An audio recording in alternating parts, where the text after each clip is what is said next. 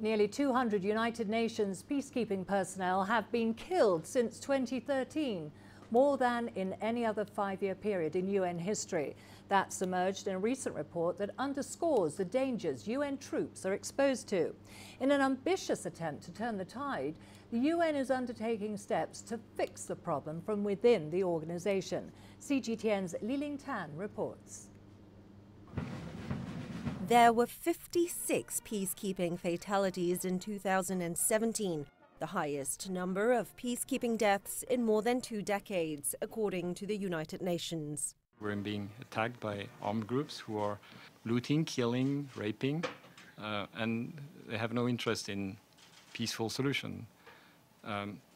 So it's because we have this very different dangerous environment that we have to change. The UN's blue helmets also face multiple threats from terrorism, organized crime, and criminal exploitation. The typical peacekeeping operation is no longer inserting neutral troops between two warring sides to prevent a conflict from re-emerging. What you have over the years is a much more dynamic situation, where you have multiple non-state actors fighting across multiple states, particularly in Central Africa, and it's no longer a situation where peacekeepers can sort of get between them. But the UN has been criticized for not adapting to this different climate of conflict. I certainly think the idea that UN peacekeeping has not caught up to the 21st century is true. We have a 20th century UN in general trying to deal with 21st century problems, including the problems that peacekeepers face in the field. But now a new UN report has identified key peacekeeping deficiencies, including a lack of leadership, inaction, and a reluctance to use force when necessary, outdated interpretations of basic peacekeeping principles, and the lack of technology and intel. The report reflects a genuine acknowledgement of the shortcomings of UN peacekeeping, and an accompanying action plan provides an ambitious blueprint to correct them.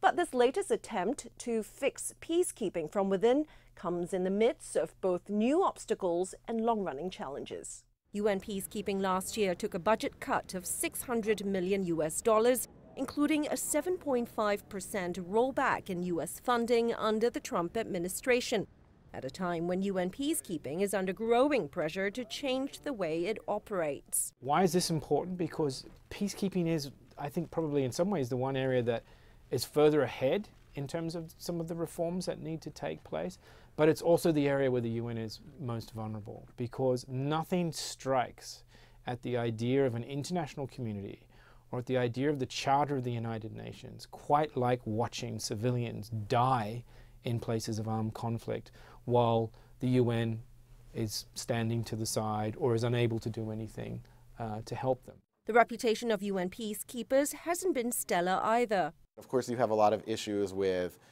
sexual abuse, with human trafficking, with all sorts of kind of horrifying human rights abuses that have been perpetrated by peacekeepers. So I think you have a situation where you need to work on the rules of engagement. You also need to deal with supervision, and you also need to deal with procurement.